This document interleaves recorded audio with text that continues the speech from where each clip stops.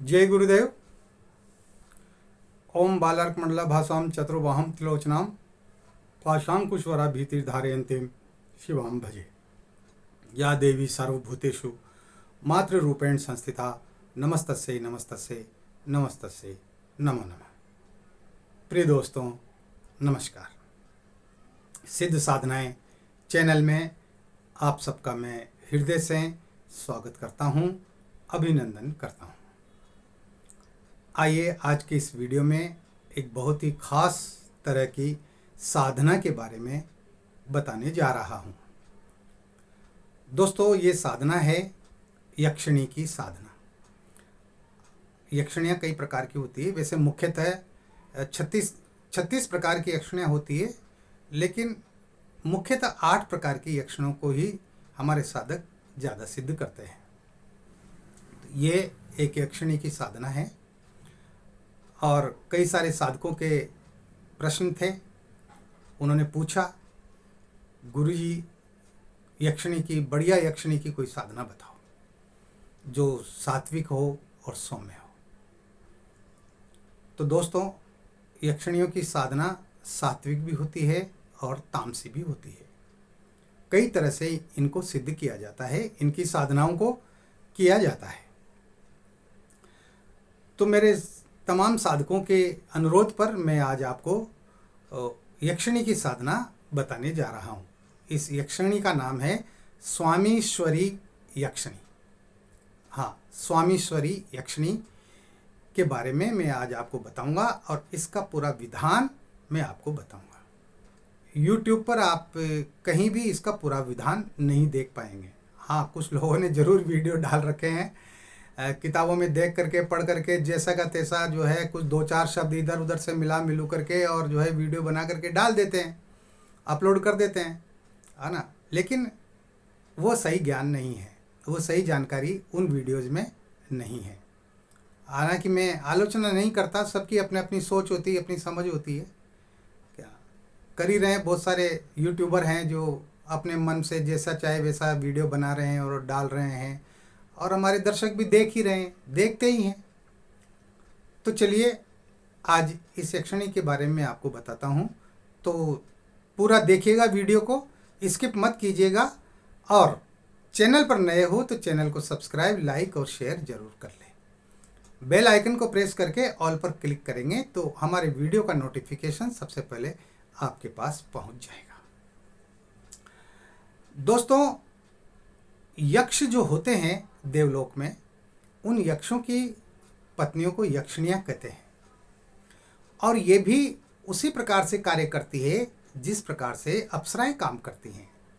लेकिन इनमें कुछ भेद हैं अप्सराओं में और यक्षिणियों में। जहाँ अप्सराएं कभी कोई नुकसान नहीं करती साधक का, वहाँ अगर यक्षिणियों की साधनाओं में थोड़ी सी भी चूक पड़ जाए, थोड़ी सी भी कमी रह जाए, तो ये तहस नहस कर देती है, ये बर्बाद कर देती हैं। इसलिए यक्षिणियों की साधनाओं को बहुत ही सोच समझ करके करना चाहिए, और बिना गुरु की आज्ञा के तो यक्षिणी साधना कभी करना ही नहीं चाहिए। मैं तो यहाँ तक कहता हूँ, आप किसी भी प्रकार की कोई साधना करें, चाहे वो अप्सरा साधना करें, सौम्य रूप में ही करें, लेकिन उनमें भी गुरु की आज्ञा लेना बहुत जरूरी होता है।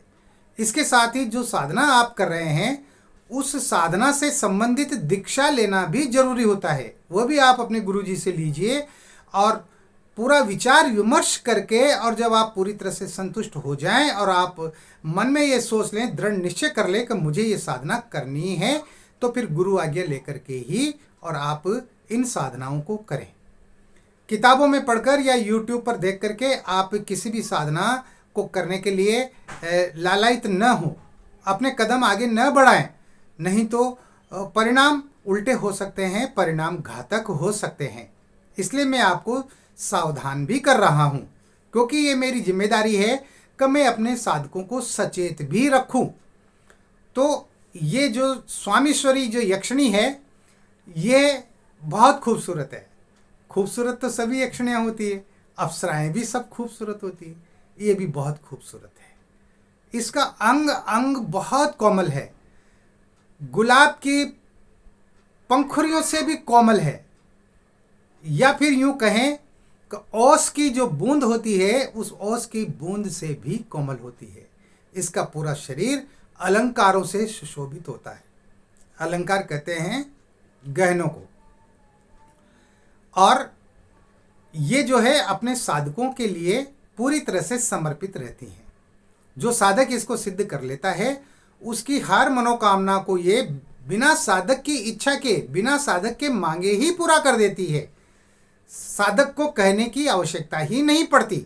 ये इसके अंदर खास बात है।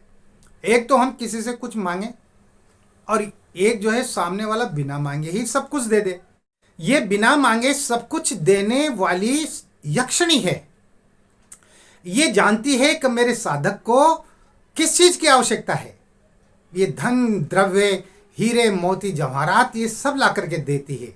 वस्त्र अलंकार ला करके देती है और विभिन्न प्रकार के रसायन ला करके देती है। ऐसे ऐसे रसायन जिनको खाने से व्यक्ति को कभी बुढ़ापा आता ही नहीं है, उसकी उम्र बढ़ जाती है, उसकी जवानी बरकरार रहती है। इस तरह के ये जो है रसायन भी ला करके देती है। और अगर आप कर्ज में हैं, आप परेशान हैं, दुखी हैं, आपके दुखों का सबका ये हरण कर लेती है। आर्थिक रूप से तो ये आपको मजबूत करती ही है, लेकिन इसके अलावा अगर आपके जीवन में कोई दुर्घटना का योग आ रहा है, किसी प्रकार की कोई बाधा आ रही है, परेशानी आ रही है, संकट आ रहे हैं, तो ये पहले से ही सचेत कर देती है और उनको साधक तक आने ही नहीं देती। पूरी तरह से ये रक्षा का कार्य करती है। इसको माँ के रूप में भी सिद्ध करते हैं, इसको एक अच्छे मित्र, दोस्त के रूप में और प्रेमिका के रूप में भी इसको सिद्ध किया जाता है। बहुत से साधक जो है इसको पत्नी के रूप में भी सिद्ध करते हैं। लेकिन मैं एक बात बता दूं, यक्षिणियों को इनको पत्नी के रूप में कभी भी सिद्ध नहीं करना चाहिए, क्योंकि अगर यक्षिणी को आपने पत्नी के रूप में सिद्ध कर लिया तो फिर आप अपनी पत्नी से दूर हो जाएंगे। आप अपनी पत्नी के साथ किसी भी प्रकार के कोई संबंध बना करके नहीं रह सकते। हाँ, क्योंकि जब ये पत्नी बन जाएगी आपकी, तो फिर ये आपकी उस दूसरी पत्नी को, वो तो इसकी सौतन हो गई, तो सौतन को ये कैसे बर्दाश्त कर लेगी? नहीं करेगी। इसलिए मेरा तो सुझाव ये है कि पत्नी रूप में इसको कभी भी सिद्ध नहीं करना चाहिए, बल्कि इसको ज़्यादातर जो है प्रेमिका के रूप में ही प्रयोग सिद्ध करना चाहिए। और प्रेमिका के रूप में भी सिद्ध करो तो उसमें भी आपकी दृष्टि पाक साफ होना चाहिए। आपकी नज़र में वासना नहीं होना चाहिए। हाँ, वासनात्मक विचार नहीं होना चाहिए, वासनात्मक दृष्टि नहीं होना चाहिए। अगर आपने सिद्ध होने के बाद में इससे किसी भी प्रकार की कोई गलत हरकत की, इसके बदन के साथ आपने खिलवाड़ करने की कोशिश की, तो ये छोड़ करके भी चली जाती है और जाते जाते बहुत बड़ा नुकसान भी कर जाती है। जो जितना देती है ना, उससे कई अधिक ये वापस ले लेती है। पूरी तरह से जिंदगी को ये तहस नहस कर देती है। इसलिए इन साधनाओं को सोच समझकर करना चाहिए। ये तो रही यक्षिणी के बारे में चंद बातें। अब मैं आपको बताता हूं इस साधना को कैसे करें। ये साधना किसी भी शुक्रवार से आप शुरू कर सकते हैं। ये स्वामीश्वरी यक्षिणी की जो साधना है ना, इसको आप किसी भी शुक्रवार से शुरू कर सकते हैं। और शुक्रवार से शुरू करके और आपको 21 दिन तक लगातार ये साधना करनी है। हाँ, अब साधना में आपको क्या क्या ध्यान रखना है। साधना में आपको जो है रात्रि के 9 बजे आपको साधना प्रारंभ करनी है और आपको गुलाबी वस्त्र पहनने हैं, सिले हुए वस्त्र नहीं पहनने। गुलाबी धोती कमर के नीचे बांध ले, बाकी धोती को आप बदन पर लपेट ले। आपका आसन गुलाबी होना चाहिए। बाजोट पर जो कपड़ा वस्त्र बिछाएंगे वह भी गुलाबी होना चाहिए। आपका कमरा एकांत होना चाहिए, जिसमें 21 दिन तक आपके अलावा दूसरा कोई भी प्रवेश न कर सके। आपकी 21 दिन तक की दुनिया उसी कमरे में रहेगी, साधना कक्ष में ही। समझ में आ गई बात? इसके अलावा आपको भूमि पर सोना पड़ेगा, जमीन पर बिस्तर बिछा के जमीन पर सोना पड़ेगा। बिस्तर आपका खूबसूरत होना चाहिए, अच्छा दिखने वाला होना चाहिए। यानी देखते ही वो आंखों को भा जाए, ऐसा बिस्तर होना चाहिए। यानी खूबसूरती आपको जो है उस कमरे के अंदर पैदा करनी पड़ेगी। इसके साथ ही आपको पूरा कमरा, उसकी दीवारें, उसकी छत और उसका फर्श वो जो है गुलाबी कलर से आपको पोतना पड़ेगा। हाँ, गुलाबी कलर होना चाहिए, गुलाबी रंग होना चाहिए उसका, जिस तरह से माँ भगवती तारा की साधना करते हैं ना, उस तरह से। और इसके बाद आप घी का जो दीपक जलाएंगे, उस घी में भी आप जो है गुलाबी थोड़ा सा रंग डालेंगे ताकि वो घी गुलाबी रंग का हो जाए। रुई की बत्ती जो बनाएंगे, उस रुई की बत्ती को भी पहले गुलाबी कलर में कर ले। एक पानी लेके कटोरी में, और उसमें गुलाबी रंग घोल के उस रुई को उसमें डुबो दे, और फिर जब वो गुलाबी हो जाएगी तो उसके बाद उस रुई को सुखा ले, उसके बाद ही फिर उसकी बत्ती बनाए। चावल भी आपको गुलाबी रंग में रंगने पड़ेंगे। ये तमाम सारी चीज़ें हैं। और आपका मुंह उत्तर दिशा की ओर होना चाहिए। उत्तर दिशा की ओर मुंह करके आप गुलाबी आसन पर आप बैठ जाएं, और बैठ करके आप जो है सामने बाजोड़ पर स्वप्ने इसका ये स्वामीश्वरी जो यक्षिणी है, इस स्वामीश्वरी यक्षिणी का चित्र आप गूगल से निकलवा लें। कोई भी जो अच्छा सा खूबसूरत फोटो आपको लगे उसी को आप स्वामीश्वरी यक्षिणी मान ले, और उसका फोटो निकलवा के उसको फ्रेम में जड़वा ले। आपके गुरुजी का फोटो भी फ्रेम में जड़ा हुआ होना चाहिए। इसके साथ ही एक यक्षिणी यंत्र होना चाहिए और एक यक्षिणी माला होना चाहिए। तो यक्षिणी चित्र, यक्षिणी यंत्र और यक्षिणी माला, ये तीनों यक्षिणी बीज मंत्रों से संपुटित और प्राण प्रतिष्ठित होने चाहिए। बिना प्राण प्रतिष्ठित यंत्र और मंत्र को, चित्र को आप काम में नहीं ले सकते। तो इनका प्राण प्रतिष्ठित होना जरूरी है। तो अब आपको करना क्या है, ये तमाम सारी व्यवस्थाएं करने के बाद में सुगंधित धूप अगरबत्ती का भी आप व्यवस्था रखें, और लाल पुष्प यानी गुलाब के पुष्प आप कमरे में बिखेर दें जब साधना करने लगे उससे पहले, और इत्र छिड़क दें। आप जब स्नान करें तो स्नान करते समय बाल्टी में आप गुलाब जल डाल के स्नान करें, और उसके बाद गुलाबी वस्त्र पहनकर अपने वस्त्रों पर भी आप गुलाब का इत्र लगाएं, और गुलाब का इत्र कमरे में भी छिड़के। यानी पूरा कमरा, साधना कक्ष जो है वह पूरी तरह से सुगंधमय होना चाहिए, खुशबू से महकता हुआ होना चाहिए। इस तरह की आपको व्यवस्थाएं करनी होगी। अब आप अपने आसन पर बैठ जाएं। आसन पर बैठने के बाद में आपको जो है सामने बाजोट पर गुलाबी वस्त्र बिछाकर उस पर स्वामीश्वरी यक्षिणी का जो है वो चित्र रख दें, फ्रेम में जड़ा हुआ। अपने गुरुजी का चित्र रख दें, और बाजोट पर कुछ गुलाब की पंखुड़ियाँ बिछा करके और उस पर वो जो यक्षिणी यंत्र है उस यक्षिणी यंत्र को रख दें, और माला को भी आप बाजोट पर रख दें। ये सब करने के बाद में घी वगैरह सब जो है, दीपक वगैरह सब तैयार करके रखें जैसा कि मैंने बताया। आप अब दीपक जला दें और सुगंधित अगरबत्ती जला दें। पानी का पात्र आपके पास होना चाहिए, पानी का लोटा आपके पास होना चाहिए। मैं हर बार ये कहता हूँ कि जब भी आप कोई भी साधना करें या कोई भी मंत्र जप करें तो पानी का लोटा आपके पास में होना ही चाहिए। अब आपको करना क्या है, आप आसन पर बैठ जाएं और आप जो है सुरक्षा घेरा लगाएं। तो सुरक्षा घेरा लगाने के लिए आप बाएं हाथ में चावल ले लें, और दाएं हाथ से एक एक दो दो चावल 10 दिशाओं में फेंकते हुए, दिशाएं 10 होती है, पूरब, पश्चिम, उत्तर, दक्षिण, नैऋत्य, अग्नि, वायव्य और ईशान और आकाश और धरती, ये 10 दिशाएं होती है। इन 10 दिशाओं में एक एक दो दो चावल फेंकते हुए आपको ये सुरक्षा मंत्र बोलना है, जो मैं आपको हर वीडियो में बताता हूँ। हाँ, इस मंत्र को आप सभी साधक अच्छी तरह से याद करके रखें। ओम अपसर्पन्तु ये भूता भूमि संस्था, ये भूता विघ्न कर्ता रस्ते, नश्यन्तु शिवाज्ञया, अपक्रमांतु भूतानि पिशाचा, सर्वतो दिशम सर्वेशाम विरोधेन पूजा कर्म समारभ्य। इस मंत्र को बोलते हुए बार बार और उन चावलों को आप सभी दिशाओं में फेंकते हुए अपना सुरक्षा घेरा बना लें। अब आपको अपने गुरुजी के चित्र का, फोटो का आपको पूजन करना है। तो पूजन हमेशा साधनाओं में सामान्य पूजन ही किए जाते हैं। स्नान कराएं, तिलक लगाएं और अक्षत चढ़ाएं, पुष्प चढ़ाएं।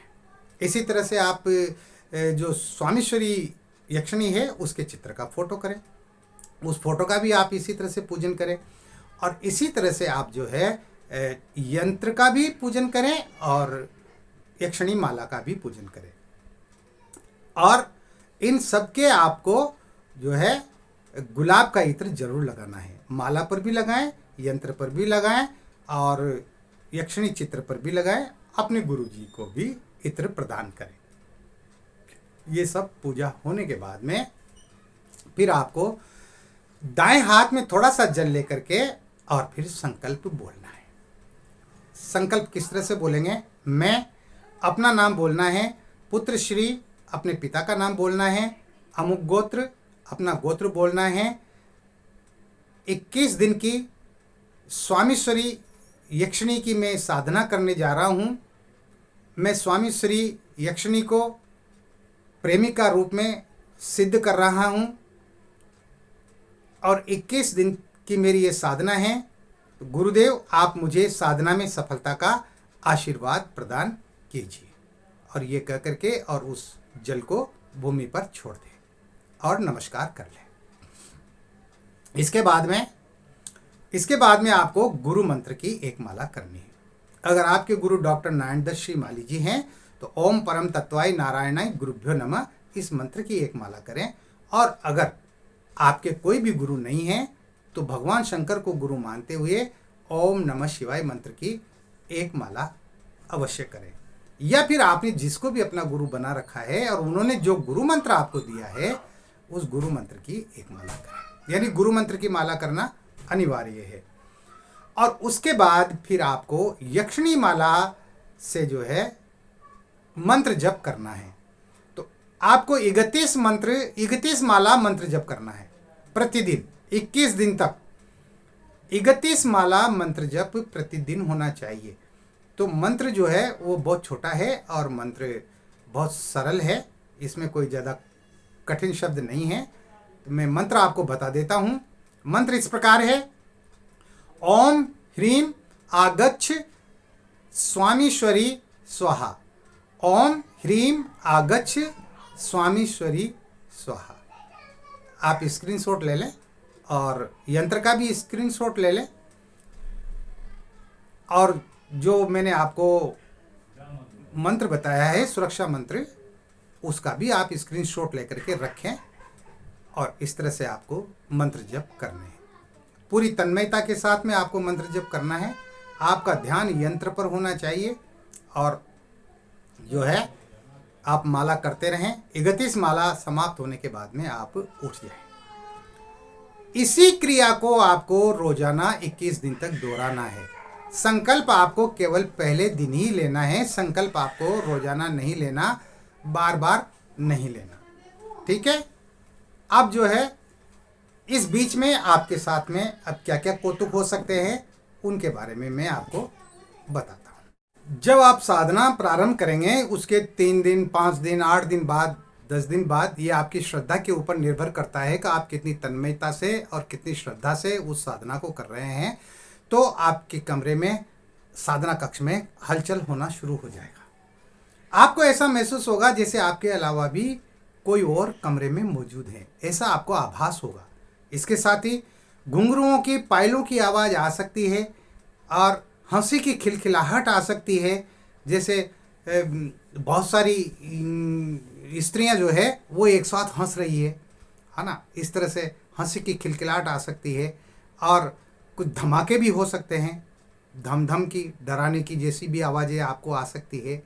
और इसके बाद में यक्षिणी भी जो है वो आपके सामने आ सकती है। वो किसी भी रूप में आ सकती है। वह सौम्य, खूबसूरत, साधारण रूप में भी आ सकती है और वह भयानक रूप में भी आ सकती है। ये तो उसके ऊपर है वो किस रूप में आती है। वो भी नहीं चाहेगी कि जो है आप उसे सिद्ध करें, इसलिए वो भी आपको डराने का पूरा प्रयास करेगी। आपकी साधना को खंडित करने का काम करेगी। आकर के वो कहेगी जो है बस बहुत हो गया, बंद करो, हो गए खूब मंत्र जप और मैं हो गई हूँ प्रसन्न, चलो बंद करो, लेकिन जो है आपको माला बंद नहीं करना है। आपको 21 दिन तक आपको साधना बंद नहीं करना है, उससे कोई बात नहीं करना है। वो आकर के जो है, और वो आपके बालों में उंगलियां फिरा सकती है, वो आपके गले में बाहें डाल सकती है, वो आपकी गोदी में बैठ सकती है, आपको प्यार कर सकती है, आपको वासना के लिए उकसा सकती है ना, कुछ भी कर सकती है। आपके जो है अंग प्रत्यंगों को जो है वो छू सकती है, उनके साथ वो खेल सकती है, कुछ भी कर सकती है वो। हाँ, इसलिए उसकी किसी भी हरकत पर आपको ध्यान नहीं देना है, आपका ध्यान सिर्फ मंत्र जप में रहना चाहिए। ये बहुत दृढ़ निश्चय की बात है। मन को बहुत मजबूत करके और जो है इन साधनाओं को करना पड़ता है। अच्छे अच्छे ऋषि महात्मा डगमगा जाते हैं सौंदर्य के सामने, तो हाँ वही फेल हो जाते हैं।